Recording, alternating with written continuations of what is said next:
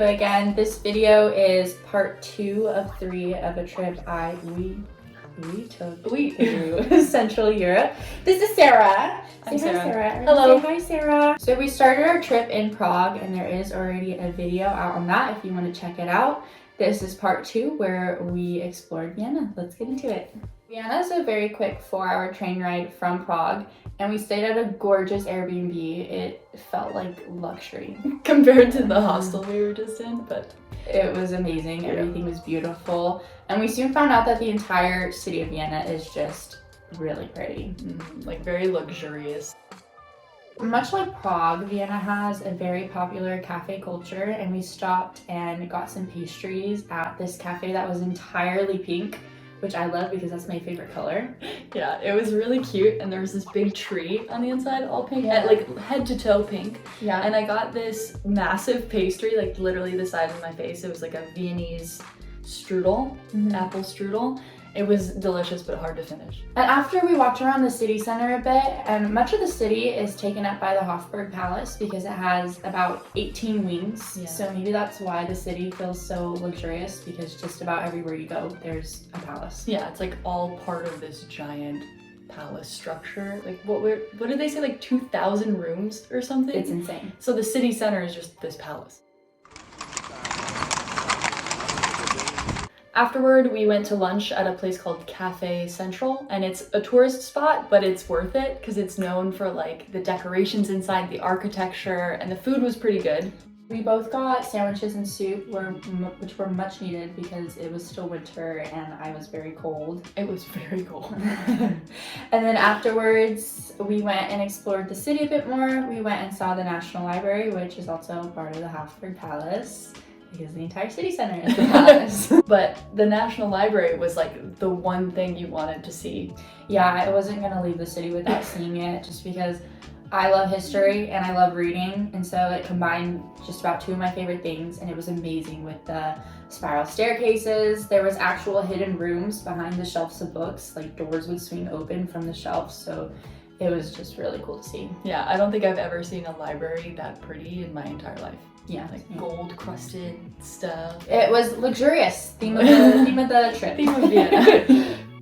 The next morning, we stopped at a little cafe for breakfast and coffee, and then we actually went on a hike, if you could call it that, into the hills or the forest in Austria. Yes, the hills are alive. Like those hills. We initially went because there was supposed to be a tower that had a great lookout point, but I guess they closed the tower in wintertime. Yeah, and I put that into the GPS and it said it was open and it wasn't. But you know, life goes on. Yeah. We live in a city center in France, and most of the places we travel to are city centers, so it was actually nice to get out in nature and hear the birds chirp and just walk through the woods was really cool. It was nice.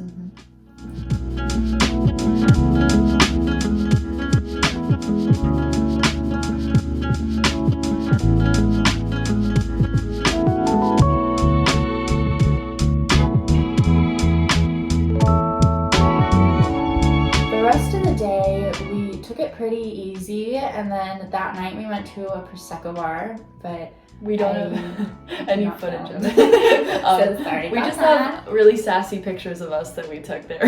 Yeah, maybe I'll put them in, maybe not. We'll see about that. The next day we went to another cafe, of course, and this one, if I were to open a coffee shop, it would look like this. There was vines across the ceiling, tulips at every table. It was so cute. There were mirrors on the wall that like made it feel really big and bright. Yeah, I loved that place.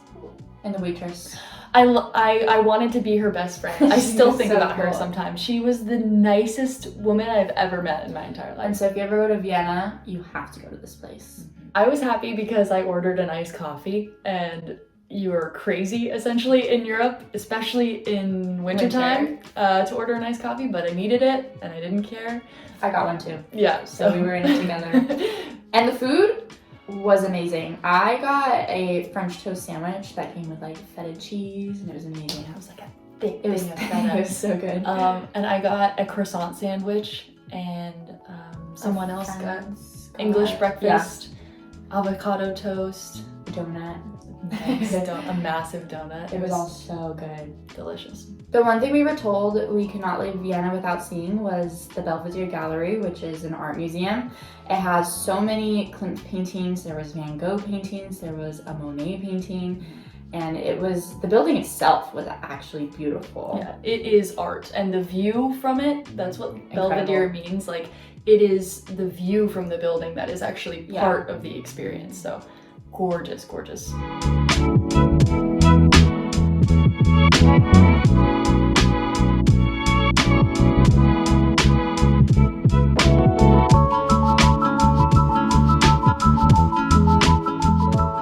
After the museum, we went to grab a snack at an outdoor market, which was so cool. There were so many different stands. One of my favorite stands was a cheese stand, which had so many different kinds of cheese and really weird flavors like lavender. Yeah. They were all different. It was like a rainbow of cheese. Like, it really was. I've never seen full wheels. Yeah. Like red and green and like purple and like confetti colored. Yeah, it was really cool. And then we ended up grabbing falafel sandwiches, which were amazing. Yeah, and we watched him like make the falafel fresh in front of us. And I also got a big thing of strawberries. I paid far too much for it, but it was from a market and I love that. Dreams do come true because that night we got to see Giselle perform live, which is a ballet show. I grew up dancing ballet. I wanted to be a professional ballerina. My very first show I ever performed in was Giselle, so this was very special to me. Yeah, we were all very invested in making this happen. Like, just for that. Like, Ava professed her dream to us and we were like, let's do it, let's go! And we bought the tickets like right away. And the Vienna State Opera House is absolutely gorgeous. It has Renaissance-inspired architecture with vaulted ceilings. It was huge. I think it's one of the biggest opera houses in Europe.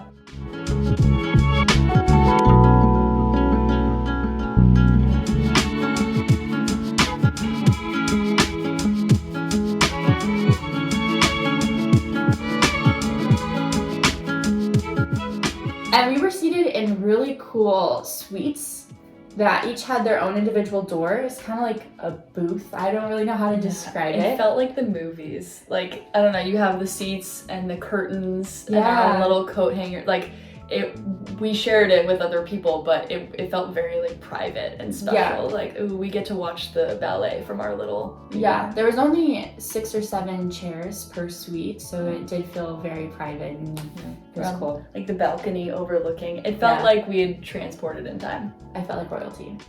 That just about sums up our time in Vienna. Very short video, but it was a great trip. Yeah. From here we said bye to the boys. They went back home to France, and then the girls continued on to Budapest. Yeah. So watch out for that video. That will be coming soon.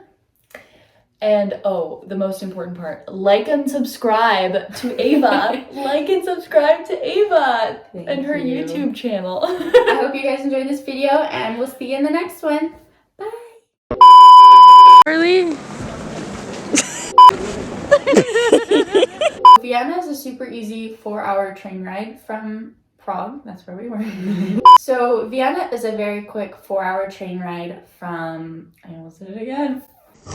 Vienna is a super quick 4-hour train ride from Prague. Okay. So...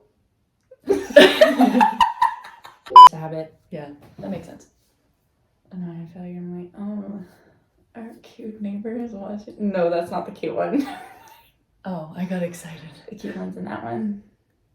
He's lower? Yeah, he's the one down. Oh, we might I just committed to the eye contact.